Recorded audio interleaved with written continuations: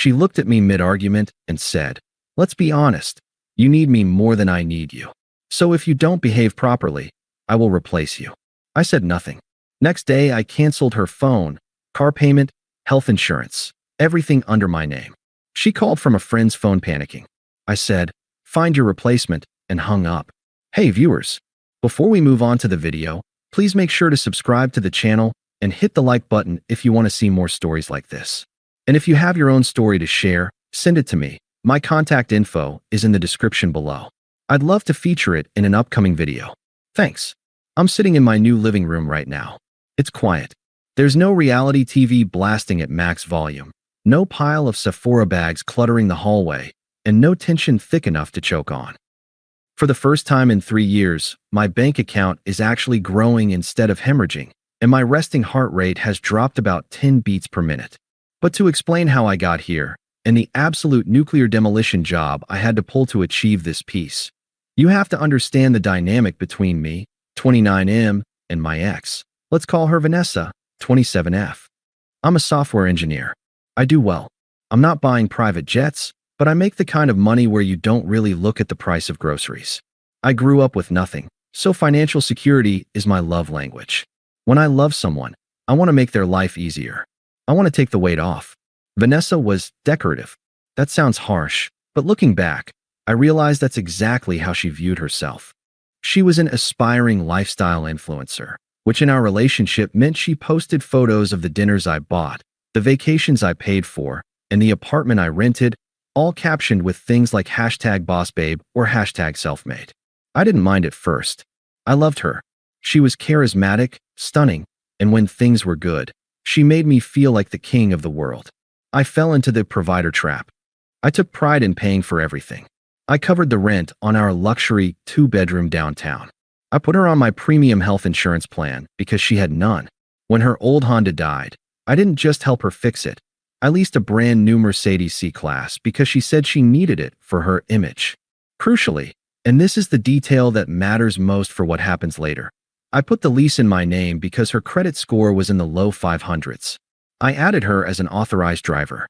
I also added her to my phone plan, unlimited everything, obviously, and gave her a supplementary credit card for emergencies and household expenses. For 2 years, the household expenses slowly morphed into Vanessa's wardrobe and spa expenses. Whenever I brought it up, she would spin it around on me. She'd say things like, "You know I'm building a brand. You have to spend money to make money. Why are you being so cheap? You make plenty." If I pushed back, she'd withhold affection. She'd go cold. She'd make me feel like I was a miserly accountant trying to clip the wings of a beautiful butterfly. So, like an idiot, I'd apologize. I'd smooth it over. I'd pay the bill. I taught her that her presence was worth more than my labor. I created a monster.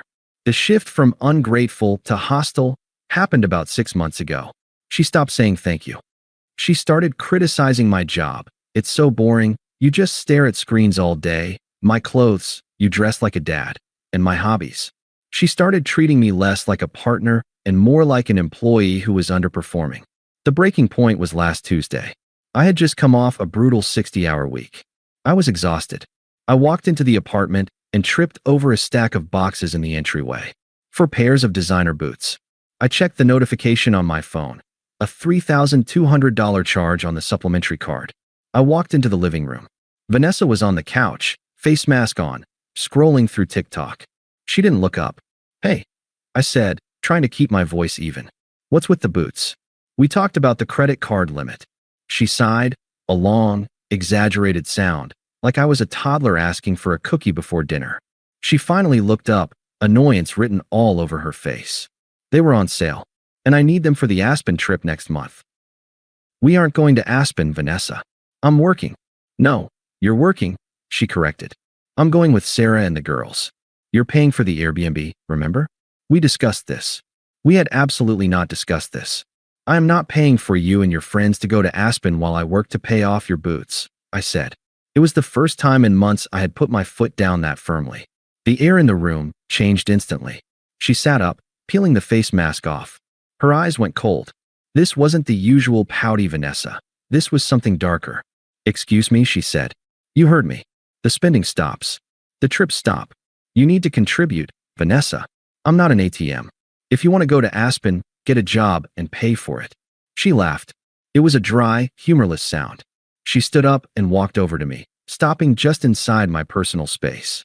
She looked me up and down with a look of pure, unadulterated pity. "You really don't get it, do you?" she said softly. "Get what? You think because you pay the bills, you have the power here." She shook her head, smirking. "Money is the easy part. Any boring guy with a degree can make money. But this," she gestured to herself, her face, her body. "This is rare.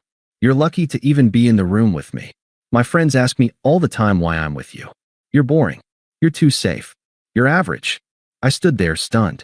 My blood was boiling, but my exterior was freezing over. I didn't say a word. I just watched her dig her own grave. She took my silence for submission. She stepped closer, poking me in the chest with a manicured nail. "Let's be honest, Mark," she said, looking me dead in the eye. "You need me more than I need you. I bring the status. I bring the life. You just pay for the ticket. So if you don't behave properly, I will replace you." She let that hang in the air. "There are 10 guys in my DMs right now who would kill to pay for that Aspen trip," she added. "Remember that next time you want to lecture me about boots." I stared at her. For a moment, I waited for the anger to make me scream. I waited for the urge to fight, to argue, to list everything I've done for her. But it didn't come. Instead, a strange, calm clarity washed over me. It was like a switch flipped in the breaker box of my brain. The love didn't fade, it evaporated. The attraction didn't wane, it turned to dust. I looked at her, and I didn't see my girlfriend. I saw a liability. I saw a bad investment. I saw a squatter. She mistook my silence for defeat. She smirked, patted my cheek condescendingly, and turned back to the couch. "I'm ordering sushi," she threw over her shoulder. "Don't worry, I'll put it on the card." "Okay," I said. My voice was steady, monotone. I walked past her, went into the bedroom, and closed the door. I didn't sleep. I laid in bed, staring at the ceiling, listening to her laugh on the phone with her friends in the other room. She was probably telling them how she put me in my place, how she secured the Aspen trip, how I was wrapped around her finger. She had told me she could replace me. She had explicitly stated that our relationship was a transaction. I pay, she provides the privilege of her company. Okay, I thought, if it's a transaction, then I can terminate the contract. I waited until 2 a.m. when I was sure she was asleep. I got up and walked silently into the living room. Her purse was on the counter. I opened it and took the spare key to the Mercedes, the one I paid $780 a month for. I put it in my pocket. Then, I sat down at my laptop and opened a spreadsheet. I didn't do this out of rage. I did it with the cold, meticulous precision of a forensic accountant. I pulled up the list of every single thing in her life that was tied to my name. The car, the insurance, the phone, the apartment lease, the authorized user credit cards, the Netflix, the Spotify, the Amazon Prime. She said I needed her. She said she could replace me. I decided to give her the opportunity to prove it. I typed out a to-do list for the morning. It was going to be a busy day. I left the apartment at 6:30 a.m. Vanessa rarely woke up before 10 a.m., especially after a night of manifesting, scrolling Instagram until 2 a.m. I showered in the guest bathroom, dressed in my best suit, usually reserved for client meetings, and packed a single duffel bag with my essentials: laptop, documents, passport, and a week's worth of clothes. I walked out to the parking garage. My modest sedan was parked next to the white Mercedes C300 I leased for her. It looked sleek under the fluorescent lights. I pulled the spare key from my pocket, unlocked it, and got in. It smelled like her vanilla perfume and entitlement. I didn't steal it. You can't steal your own car. My name was the only one on the lease. I drove it out of the garage and across town to my office building, which has secure, badge access underground parking. I parked it in a corner spot on the lowest level, locked it, and walked away. Step 1 complete. Asset secured. I went to a coffee shop around the corner from my office, ordered a black coffee, and opened my laptop. It was 7:15 a.m. The administrative slaughter began. First, the credit cards. I logged into my Amex portal. Authorized user, Vanessa. I clicked Remove Cardholder. Are you sure? The screen asked. Yes. Status, canceled. I did the same for the Visa. Next, the digital subscriptions. I changed the password to Netflix. It logged out all devices. I did the same for Spotify, Hulu, and Amazon Prime. Petty? Maybe. But she said she brought the life, and I just paid for the ticket. I figured she could provide her own entertainment now. Then, the phone. I logged into Verizon. I didn't cancel the line immediately. That takes time. Instead, I selected the suspend service option for her device. Reason for suspension? I selected device lost or stolen. Effective immediately. Finally, the nuclear option, the apartment. I waited until 9 a.m. when the leasing office opened. I walked in and sat down with the property manager, a nice woman named Brenda who had seen me pay the rent on time for 2 years. "Hey Mark, everything okay?" she asked. "I need to break the lease, Brenda." She looked surprised. "Oh, you guys have 6 months left. The penalty is pretty steep. It's 2 months' rent plus the forfeiture of the deposit. 2 months' rent was $6,400. A lot of money. But compared to the cost of staying with someone who despised me, it was a bargain. "I'll write the check right now," I said. "I'm moving out today. I understand Vanessa is still in the unit. I'm removing my name from the renewal. Since I'm the only one who meets the 3x income requirement, I'm guessing she'll need to requalify or vacate in 30 days. Brenda grimaced. She knew Vanessa. She knew Vanessa didn't have income. Yeah, if you take your name off, she has to reapply solo. If she can't show proof of income, we have to issue a notice to vacate. Are you sure you want to do this?" I've never been more sure of anything. I wrote the check. I signed the papers. I was officially homeless, $6,000 poorer, and absolutely free. I went to my office, turned off my phone, and got to work. I actually had a productive morning. I coded for 3 hours straight without a single interruption asking me to PayPal someone money for a juice cleanse. I turned my phone back on at 11:45 a.m. My screen lit up like a slot machine. 14 missed calls. Vanessa 22 text messages. Vanessa, I didn't read them all, but the preview text told the story of her morning in chronological order. 10:15 a.m. "Where's the car?" "It's gone." "Did you take it to the wash?" 10:20 a.m. "Mark, answer me. The car is stolen. I'm calling the police." 10:30 a.m. "Why is my card declined? I'm at Starbucks and it's embarrassing." 10:45 a.m. "Mark, pick up. My phone isn't making calls. I'm on Wi-Fi. WTF is happening?" 11 a.m. "I swear to God, if you are doing this because of what I said last night, you are psychotic." Then the phone rang again. Unknown number. I knew who it was. She had borrowed a phone. Probably Sarah's, her best friend/enabler who lived in the complex. I took a deep breath. I didn't feel angry. I felt like a customer service representative handling a difficult client for the last time. "Hello. Are you insane?" Her voice was so loud I had to pull the phone away from my ear. She was hyperventilating. "Mark, where's my car? Why is my phone off? I tried to buy coffee and my card didn't work. I'm standing here with Sarah and I look like an idiot." "Calm down," I said. My voice was dangerously low. "Don't tell me to calm down. You stole my car. I'm calling the cops." "It's not your car, Vanessa. It's my car. My name is on the lease. I repossessed it. It's safe." There was a stunned silence. "You took the car? How am I supposed to get to my nail appointment?" "Take an Uber." "Oh, wait. You can't. The credit card is canceled too." You canceled the cards?" Her voice cracked. The anger was shifting into fear. "Mark, stop it. This isn't funny. You're punishing me? This is abuse. You can't just cut me off. I have needs. You have needs." I repeated. "I thought you said I needed you." She stammered. I was mad. "I didn't mean it like that. You were very specific, Vanessa. You said, and I quote, 'Let's be honest, you need me more than I need you.' You said you bring the status and I just pay for the ticket." You also said," I interrupted, cutting through her excuses, "that if I didn't behave properly, you would replace me. Do you remember that?" "Mark, please. I'm sorry, okay? Just turn the phone back on. I need to call my mom. I need to go to the appointment. Stop being a baby." She still didn't get it. She thought this was a timeout. She thought I was throwing a tantrum and would be back by dinner with flowers and an apology. "I'm not being a baby, Vanessa. I'm accepting your terms. I realized you were right. I was holding you back. You're a prize, remember? You're rare. You have 10 guys in your DMs who want to fund your lifestyle." "Mark, stop." She was crying now. "Where are you? When are you coming home?" "I'm not coming home," I said. "I went to the leasing office this morning. I paid the lease break fee. I'm off the contract." You have 30 days to sign a new lease in your name or vacate the premises. Brenda will be posting the notice on the door shortly. What? It was a whisper. I can't afford the rent. It's $3,200 a month. I know, but you said I was boring and average. You said you didn't need me.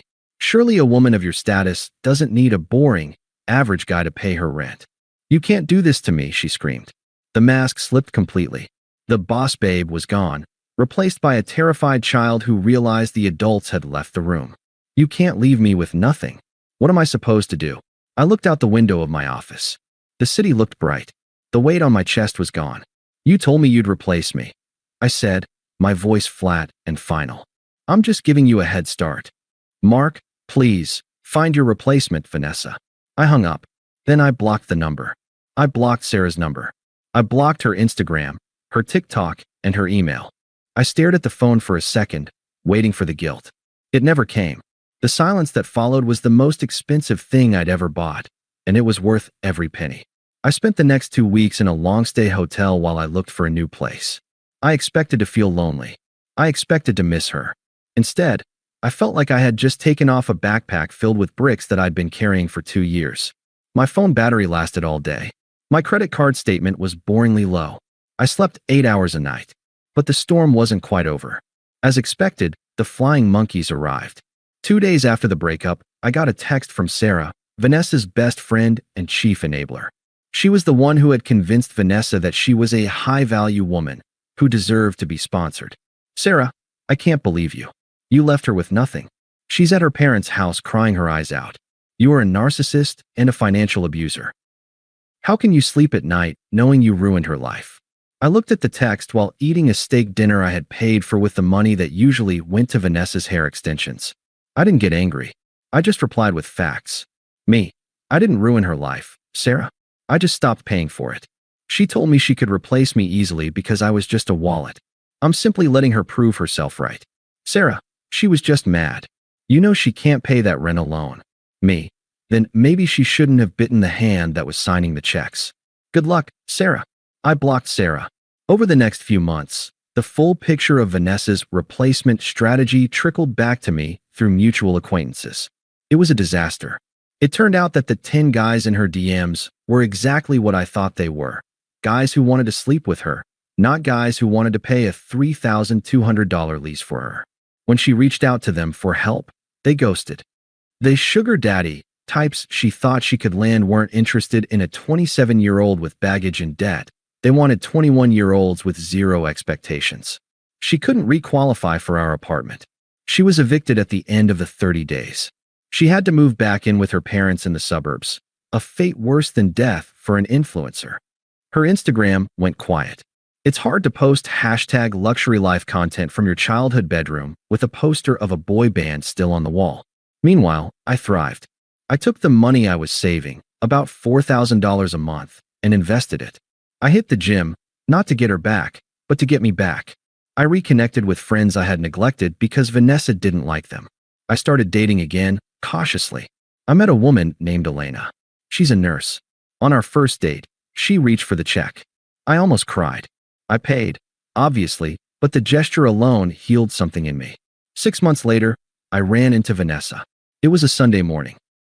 I was at an upscale grocery store, picking up wine for a dinner party I was hosting. I turned the corner into the pasta aisle, and there she was. She looked different.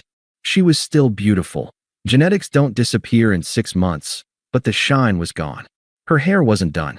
She wasn't wearing the designer boots. She was wearing generic sneakers. She looked tired.